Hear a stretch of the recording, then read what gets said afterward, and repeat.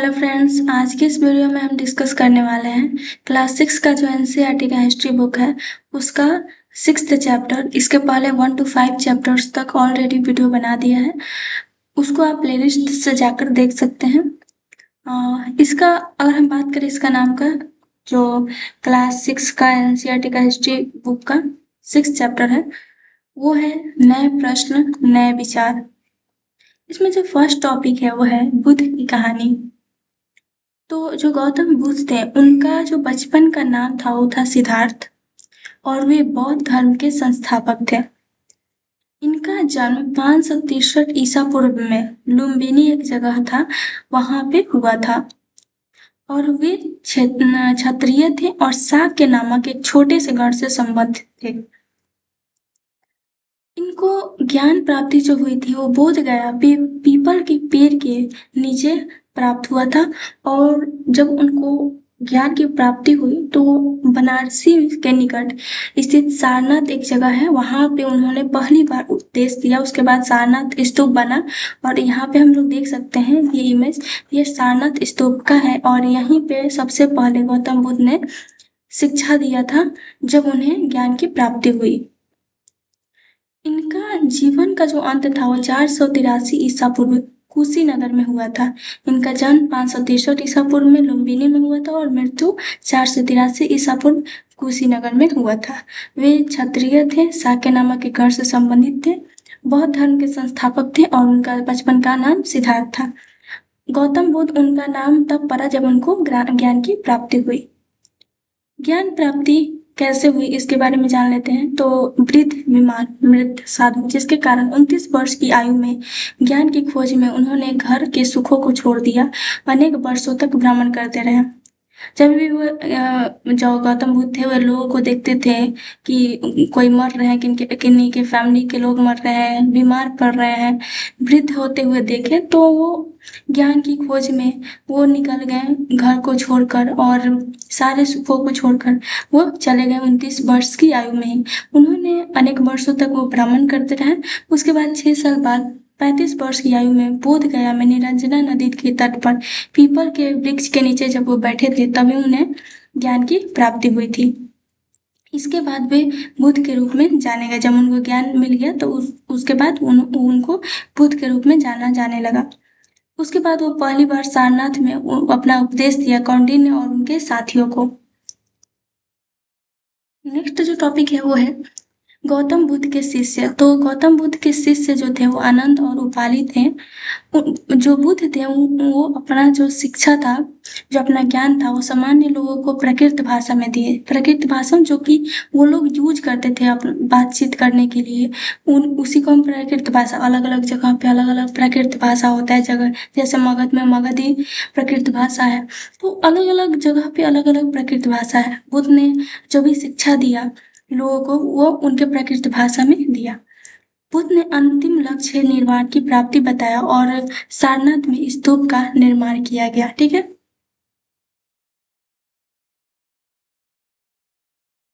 यहाँ पे ये जो गौतम बुद्ध थे उनके अकॉर्डिंग था कि हमारा या फिर कोई भी व्यक्ति का जो अंतिम लक्ष्य होना चाहिए वो निर्वाण की प्राप्ति होनी चाहिए। निर्वाण मतलब मोक्ष मिलना चाहिए, मोक्ष होना चाहिए, मीन्स कि सारे दुखों को छोड़ देना चाहिए। ठीक, तो ये उनका अंतिम लक्ष्य था। और प्रमुख शिक्षा की अगर हम बात करें तो जीवन उनके अकॉर्डिंग, जो गौतम बुद्ध उनके अकॉर्डिंग, जीवन कष्टों और दुखों से भरा हुआ है, और यह लालसाओं और इच्छा के कारण होता है। जब भी इंसान में इच्छा होती है तो उसके कारण अगर वो इच्छा पूरी नहीं हुई तो वो दुख का कारण बनता है। तो इसी तरीके से उन्होंने बताया कि जो जीवन है वो कष्टों और दुखों से भरा हुआ है, और यह इच्छाओं और लालसाओं के कारण होता है। और जो लालसा को उन्होंने, जो गौतम बुद्ध थे उन्होंने तृष्णा बताया, और इसका समाधान जो बताया वो था आत्मसंयम। हमारे कर्म के परिणाम चाहे अच्छे हो या बुरे हो, हमारे वर्तमान जीवन के साथ साथ बाद के जीवन को भी प्रभावित करता है। तो ये इनकी प्रमुख शिक्षा थी गौतम बुद्ध की। नेक्स्ट जो आता है वो है बौद्ध ग्रंथ। तो बौद्ध ग्रंथ 3 है। विनय पिटक है जिसमें जीवन की घटनाएं के बारे में दिया गया है। सुत्त पिटक है जो कि सही के नियमों के बारे में जानकारी दिया गया है। और अभिधम पिटक है जिसमें आध्यात्मिक विचार के बारे में बताया गया। तो ये 3 बौद्ध ग्रंथ है। नेक्स्ट है उपनिषद। उपनिषद एक टॉपिक आता है एनसीईआरटी के बुक में, जो चैप्टर 6 है। तो बेसिकली उपनिषद क्या है? उपनिषद जो है उत्तर वैदिक ग्रंथों का एक हिस्सा था। और उत्तर वैदिक ग्रंथ के बारे में हमने पिछले वीडियो में बताया भी है। बेसिकली वो ग्रंथ जो ऋग्वेद के बाद आए, तो उसको हम उत्तर वैदिक ग्रंथ बोलते हैं। इसमें सामवेद, यजुर्वेद, अथर्ववेद और साथ ही उपनिषद भी आता है। तो ये एक तरह का उत्तर वैदिक ग्रंथ का हिस्सा है। और उपनिषद का जो शाब्दिक अर्थ होता है वो है गुरु के समीप बैठना। इन ग्रंथों में अध्यापकों और विद्यार्थियों के बीच बातचीत का संकलन किया गया है। इसके अंतर्गत विभिन्न विचारकों, चिंतकों के माध्यम से मृत्यु के बाद की खोज में ढूंढे गए उत्तर है। ठीक है। भारतीय दर्शन की 6 पद्धति षड्दर्शन। सदियों से भारत द्वारा सत्य की बौद्धिक खोज का प्रतिनिधित्व दर्शन की 6 शाखाओं ने किया, जो कि कौन कौन से थे? वैशेषिक, न्याय, सांख्य, योग, पूर्व मीमांसा, वेदांत और या फिर उत्तर मीमांसा के नाम से जाने जाते हैं। दर्शन की 6 पद्धतियों की स्थापना क्रमशः ऋषि कनाद, गौतम, कपिल, पतंजलि, जैमिनी और व्यास के द्वारा की गई है। और ये आज भी देश में बौद्धिक चर्चा के दिशा देते हैं। जो जर्मन मूल के ब्रिटिश भारतविद फ्रेडरिक मैक्समूलर के अनुसार दर्शन की इन 6 शाखाओं का विकास कई पीढ़ियों के दौरान व्यक्तिगत विचारकों के योगदान से हुआ। यद्यपि एक दूसरे से भिन्न दिखते हैं, बट सत्य की इनकी जो समझ है उसमें आधारभूत तालमेल दिखता है। नेक्स्ट जो टॉपिक आता है वो है व्याकरणविद पाणिनि। पाणिनि जो थे वो एक विद्वान थे और उन्होंने संस्कृत भाषा की व्याकरण की रचना की थी। उन्होंने स्वरों और व्यंजनों को एक विशेष क्रम में रखकर उनके आधार पर सूत्रों की रचना की थी। और ये जो सूत्र थे वो बीज गणित के सूत्रों से काफी मिलते जुलते थे। इसका जो प्रयोग कर उन्होंने क्या किया कि संस्कृत भाषा के प्रयोग के नियम लघु सूत्रों के रूप में लिखे, जो कि लगभग 3000 लघु सूत्र के रूप में वो लिखे। नेक्स्ट आता है जैन धर्म। तो जैन जो शब्द है वो संस्कृत के जिन शब्द से बना हुआ है, जिसका अर्थ जो होता है वो होता है विजेता। लगभग 2500 वर्ष पूर्व जैन धर्म के 24वें और अंतिम तीर्थकर, जो कि वर्तमान महावीर थे, उन्होंने अपने विचारों का प्रसार किया। और ये जो महावीर थे वो बेसिकली बज्जी संघ के लिच्छवी कुल के एक क्षत्रिय राजकुमार थे। जो गौतम बुद्ध थे वो शाक्य संघ या गढ़ के थे, और ये बज्जी संघ के थे, लिच्छवी कुल के और क्षत्रिय राजकुमार थे। गौतम बुद्ध भी क्षत्रिय ही थे। महावीर जैन का जो जन्म था वो 540 ईसा पूर्व कुंडग्राम, जो कि वैशाली में है, और वैशाली कहाँ है? बिहार में है, में हुआ था। और इनका जो अंत था वो 463 ईसा पूर्व बिहार राज्य के पावापुरी राजगीर में हुआ था। इनका जन्म 540 ईस्वी में और मृत्यु 468 ईसा पूर्व में इनका हुआ था, जन्म और मृत्यु। 30 वर्ष की आयु में उन्होंने घर छोड़ा था और जंगलों में रहने लगे। 12 वर्ष तक उन्होंने कठिन और एकाकी जीवन व्यतीत किया। उसके बाद उनको ज्ञान की प्राप्ति हुई।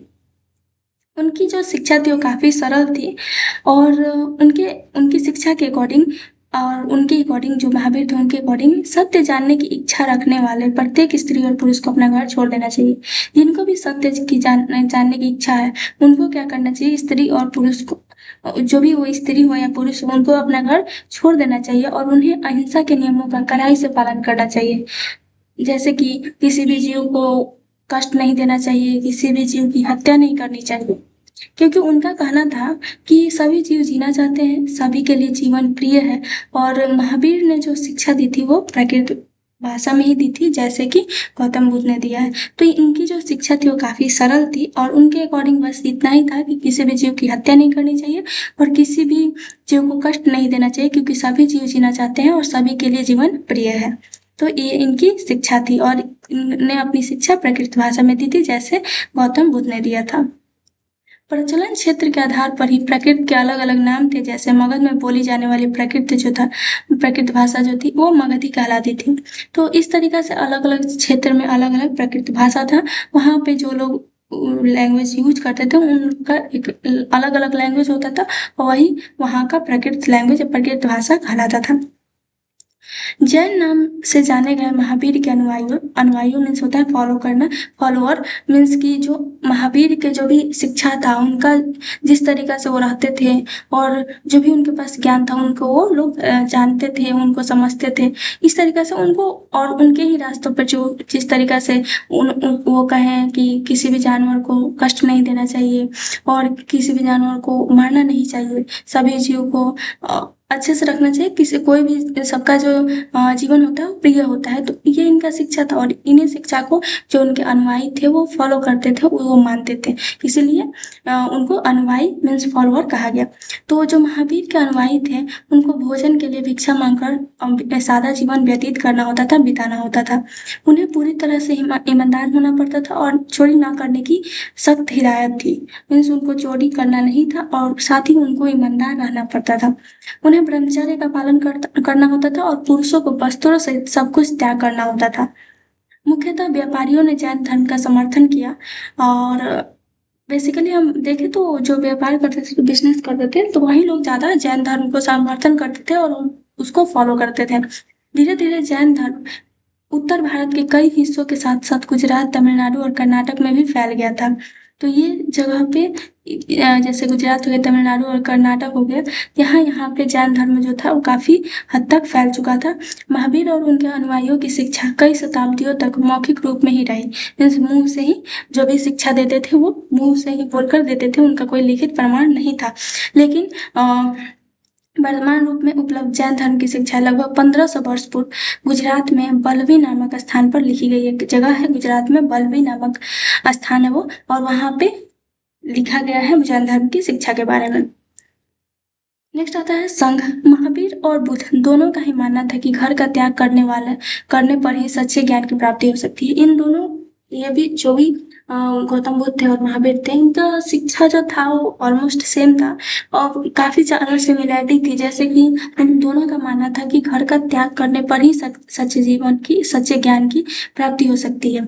ऐसे लोगों के लिए उन्होंने संघ नामक संगठन बनाया था जहां घर का त्याग करने वाले लोग एक साथ रह सके। तो एक तरह का एक जगह बनाया जहाँ पे वो लोग रह सके और एक संगठन बनाया जहाँ पे वो लोग साथ में रह सके जो अपना घर छोड़ दिए हैं। संघ में रहने वाले बौद्ध भिक्षुओं के लिए बनाए गए नियम विनय पिटक नामक ग्रंथ में मिलते हैं, जो कि क्या है, एक बौद्ध ग्रंथ है। संघ में रहने वाले लोगों को भिक्षु या भिक्षुनी, जो साधु के लिए जो शब्द प्रयोग होता है उसके लिए, अगर स्त्री है तो भिक्षुनी और पुरुष है तो भिक्षु शब्द का प्रयोग किया गया। संघ में प्रवेश लेने वालों में ब्राह्मण आते थे, क्षत्रिय आते थे, व्यापारी आते थे, मजदूर, नाई, गरिकाएं मीन्स वैश्याएं और दास शामिल थे। इनमें से कई लोगों ने बौद्ध की शिक्षाओं के विषय में लिखा और कुछ लोगों ने संघ में अपने जीवन के विषय में सुंदर कविताओं की रचना की थी। तो नेक्स्ट जो टॉपिक आता हुआ है विहार। जैन और बौद्ध भिक्षु पूरे साल एक स्थान से दूसरा स्थान घूमते हुए उपदेश दिया करते थे। वो लोग एक स्थान पे नहीं रहते थे, वो लोग अलग अलग स्थान पे, अलग अलग जगह पे जाकर जो भी उनका शिक्षा था वो अपना शिक्षा देते थे, अपना ज्ञान, अपना उपदेश दिया करते थे। और मौसम चेंज होते रहता था, तो जब वर्षा ऋतु आती थी तो उस टाइम पे क्या होता था, यात्रा करना कठिन हो जाता था और वे एक स्थान पर ही निवास करते थे। इसी समय वे अनुयायियों द्वारा उद्यानों में बनवाए गए अस्थायी निवासों में अथवा पहाड़ी क्षेत्रों की प्राकृतिक गुफाओं में रहते थे। तो ये इस तरह के स्थान पे जैसे प्राकृतिक गुफाएं हो गया या फिर अस्थायी निवास, जहाँ पे ऐसा जगह नहीं जहाँ पे हमेशा रह सके, अस्थायी जैसे आजकल लोग कैंपिंग करते हैं तो एक कैंप लगाते हैं, वहां पे रहते हैं 1 घंटे के लिए, 1 दिन के लिए, वैसे ही वहां पे भी उस टाइम पे भी अस्थायी निवास हुआ करता था और वहां पे लोग रहते थे ताकि वर्षा ऋतु में बारिश से बच सके, जानवर से बच सके, इस तरीका का वहां पे निवास हुआ करता था, वहां पे रहते थे। साथ ही प्राकृतिक गुफाओं में वो लोग रहते थे। धीरे धीरे समय बीतता गया, भिक्षु भिक्षुणियों ने खुद और उनके समर्थकों ने अधिक अस्थायी शरण स्थलों की आवश्यकता का अनुभव किया। तब कई शरण स्थल बनाए गए जिन्हें विहार कहा गया। तो बाद में जब वहाँ के जो भिक्षु और भिक्षुणी थे उन लोगों को लगा कि हाँ अब कोई अस्थायी शरण स्थल बनाने की आवश्यकता है, तो उन्होंने बनवाया और उसको विहार कहा जाने लगा। मीन्स एक ऐसा जगह जहाँ पे वो लोग रह सके, एक अस्थायी जगह जहाँ पे वो लोग रह सके, वह उसी को विहार कहा जाने लगा। और ये जो विहार था उस टाइम पे मतलब पहले वो लोग लकड़ी के बनाए और उसके बाद कुछ साल बाद कुछ टाइम बाद वो लोग ईंटों का प्रयोग भी करने लगे विहार को बनाने के लिए। पश्चिमी भारत में विशेषतः कुछ विहार पहाड़ियों को खोद कर बनाए गए। प्राय किसी धनी व्यापारी राजा अथवा भूस्वामी द्वारा दान में दी गई भूमि पर विहार का निर्माण होता था। जो भी व्यापारी होते थे या फिर राजा होते थे या फिर भूस्वामी होते थे वो कुछ जगह दे दिया करते थे, कुछ भूमि दे दिया करते थे और वहीं पे विहार का निर्माण होता था। वहां पे जो भी बौद्ध धर्म और जैन धर्म के जो भिक्षु और भिक्षुणी थे और जो अनुयायी थे वो लोग वहां पे रहा करते थे। जब समय बौद्ध धर्म की एक मिनट।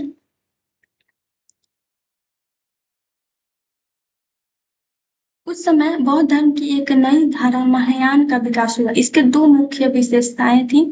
पहले, मूर्तियों में बुद्ध की उपस्थिति सिर्फ कुछ संकेतों के माध्यम से दिखाई जाती थी। दूसरा परिवर्तन बोधिसत्व को आस्था में को लेकर आया। बोधिसत्व बेसिकली उन्हें कहते हैं जो ज्ञान प्राप्ति के बाद एकांतवास करते हुए ध्यान साधना कर सकते थे। ठीक है। धीरे धीरे बोधिसत्व की पूजा काफी लोकप्रिय हो गई और पूरे मध्य एशिया, चीन और बाद में कोरिया तथा जापान तक भी फैल गई। बौद्ध धर्म का जो प्रसार था पश्चिमी दक्षिणी भारत में हुआ, जहां बौद्ध भिक्षुओं के रहने के लिए पहाड़ों में दर्जनों गुफाएं खोदी गई। बौद्ध धर्म दक्षिण पूर्व की ओर श्रीलंका, म्यांमार, थाईलैंड, इंडोनेशिया सहित पूरे दक्षिण पूर्व एशिया के अन्य भागों में भी फैला। थेरवाद नामक बौद्ध ग्रंथ का आरंभिक रूप इन क्षेत्रों में कहीं अधिक प्रचलित था। तो बेसिकली इसमें था कि जो बौद्ध धर्म था, जो जैन धर्म था, वो कहाँ कहाँ पे फैला हुआ था। तो यहाँ पे हम देख सकते हैं कि जो बौद्ध धर्म था वो दक्षिण पूर्व की और श्रीलंका में, म्यांमार में, थाईलैंड, इंडोनेशिया सहित दक्षिण पूर्व के एशिया के अन्य भागों में भी फैला। साथ ही साथ भारत में भी इसका विकास हुआ था। नेक्स्ट जो है वो है तीर्थयात्री। तो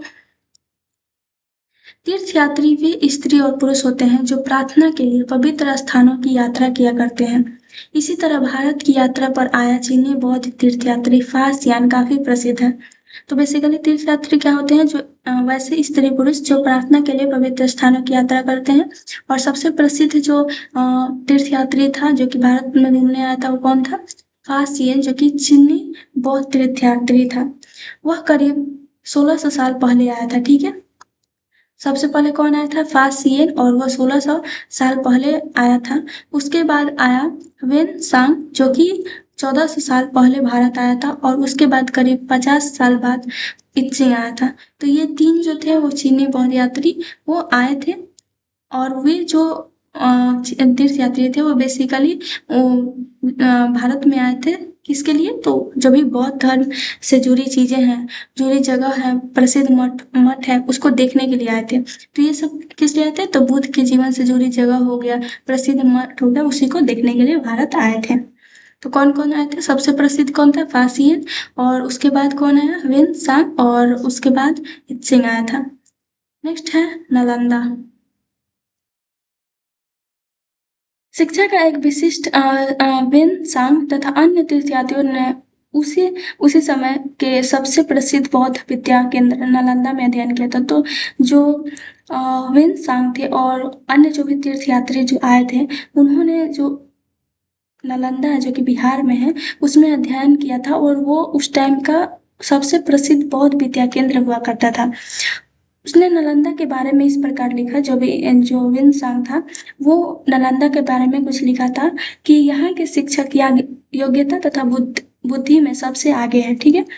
जो भी विन सांग था जो इस विद्यालय में अध्ययन किया था उसने यही लिखा, यहाँ के जो शिक्षक है वो योग्यता और बुद्धि में सबसे आगे है। बुद्ध के उपदेशों का वह पूरी ईमानदारी से पालन करते हैं। यहाँ के नियम जो है काफी सख्त है, जिन्हें सबको मानना पड़ता है। पूरे दिन वाद विवाद चलते ही रहता है, जिससे युवा और वृद्ध दोनों ही एक दूसरे की मदद करते हैं। ठीक है। विभिन्न शहरों में विद्वान लोग अपनी शंकाएं दूर करने यहाँ आते हैं। नए गस्तुकों से पहले द्वारपाल ही कठिन प्रश्न पूछते हैं। उन्हें अंदर जाने की अनुमति तभी मिलती है जब वे द्वारपाल को सही उत्तर दे पाते हैं। तो जो भी उसमें नए एडमिशन कराने या फिर उसमें पढ़ने के लिए आते थे सबसे पहले, तो उनको सबसे पहले क्या करना होता था, जो द्वारपाल होते थे वहाँ के, वो प्रश्न पूछते थे। वो प्रश्न जो था वो काफ़ी कठिन हुआ करता था, और तभी वो अनुमति मिलता था उनको अंदर जाने की, जब वो द्वारपाल के जो क्वेश्चन है उसको सही से उत्तर दे पाए। नेक्स्ट है जीवन के चरण। इस आश्रम के बारे में है। तो आश्रम का जो तात्पर्य होता है वो जीवन का चरण होता है। जैन धर्म, बौद्ध धर्म जब इतने फैल रहे थे, तब ब्राह्मण ने आश्रम व्यवस्था का विकास किया। जब जैन धर्म, उस टाइम पे जैन धर्म और बौद्ध धर्म ही काफ़ी फैल रहा था, और उसके बाद जो ब्राह्मण थे उन्होंने आश्रम का व्यवस्था किया, और जो ब्रह्मचर्य, गृहस्थ, वानप्रस्थ तथा संन्यास नामक 4 आश्रम की व्यवस्था की गई थी। ठीक है, ब्राह्मणों ने आश्रम व्यवस्था का विकास किया था, और ये 4 जैसे ब्रह्मचर्य, गृहस्थ, वानप्रस्थ, संन्यास, ये चार जो आश्रम थे उसकी व्यवस्था की गई थी। ब्रह्मचर्य के अंतर्गत ब्राह्मण, क्षत्रिय और वैश्य से यह उपेक्षा की जाती थी कि इस चरण के दौरान वे सादा जीवन को बिताकर वेदों का अध्ययन करेंगे। इस टाइम पे कौन कौन, ब्राह्मण, क्षत्रिय और वैश्य, इनसे ही ये उपेक्षा की जाती थी कि इस चरण में के दौरान वे सादा जीवन बिताएंगे और वेदों का अध्ययन करेंगे। गृहस्थ आश्रम के अंतर्गत उन्हें विवाह कर एक गृहस्थ के रूप में रहना होता था। वानप्रस्थ के अंतर्गत उन्हें जंगल में रहकर साधना करनी होती थी, अतः उन्हें सब कुछ त्याग कर सन्यासी बन जाना था। तो इस तरीके से 4 चरण थे, और फिर उसके बाद वो लोग इस तरीके से वो लोग आश्रम में रहते थे, और ये 4 चीज़ों को फॉलो करते थे। पहला ब्रह्मचर्य, जिसमें वो लोग ब्राह्मण की तरह और मीन्स की सादा जीवन बिताते थे और वेदों का अध्ययन करते थे। उसके बाद गृहस्थ आता था, जिसमें गृहस्थ के रूप में उनको जीवन बिताना होता था। उसके बाद वो लोग वानप्रस्थ, जिसमें क्या करते थे, जंगल में रहकर उनको साधना करनी होती थी, और उसके बाद वो सब कुछ त्याग देते थे और सन्यासी बन जाते थे। तो इस तरीके से 4 चरण हुआ करते थे जो भी आश्रम में रहते थे वो लोग। महत्वपूर्ण बातें हैं कुछ जैसे, ये बेसिकली क्या है कि बुद्ध ने अपना पहला जो उपदेश दिया था सारनाथ में दिया था, और जिसे धर्म चक्र परिवर्तन कहा जाता है। ये बेसिकली क्वेश्चन आंसर है, जिसको ऑलरेडी सॉल्व किया गया है। तो जो बुद्ध जो थे वो सबसे पहला उपदेश जो थे, फिल इन द ब्लैंक्स का क्वेश्चन है ये। तो यहाँ पे सारनाथ होगा, सारनाथ में दिया था, जिसे जिसे क्या कहा जाता है, धर्म चक्र परिवर्तन कहा जाता है। बुद्ध को बोध गया में पीपल के पेड़ के नीचे ज्ञान प्राप्त हुआ था। ये भी फिल इन द ब्लैंक्स वाला ही क्वेश्चन है, जो कि ऑलरेडी सॉल्व किया हुआ है। कुछ महत्वपूर्ण तिथि है, जैसे उपनिषदों के विचारक जैन महावीर बुद्ध लगभग 2500 वर्ष पूर्व, जैन धर्मों का जो लेखन था लगभग 1500 वर्ष पूर्व हुआ था। ठीक है, तो उपनिषदों का विचारक जैन महावीर और बुद्ध जो थे वो 2500 वर्ष पूर्व इनका जो भी चीजें थी हुई थी, और जैन धर्म का जो लेखन था वो 1500 वर्ष पूर्व हुआ था। तो ये पूरा टॉपिक कंप्लीट होता है। 6 जो चैप्टर है उसका। नेक्स्ट वीडियो में जो ये 7 चैप्टर हो उसको हम डिस्कस करेंगे। Thank you.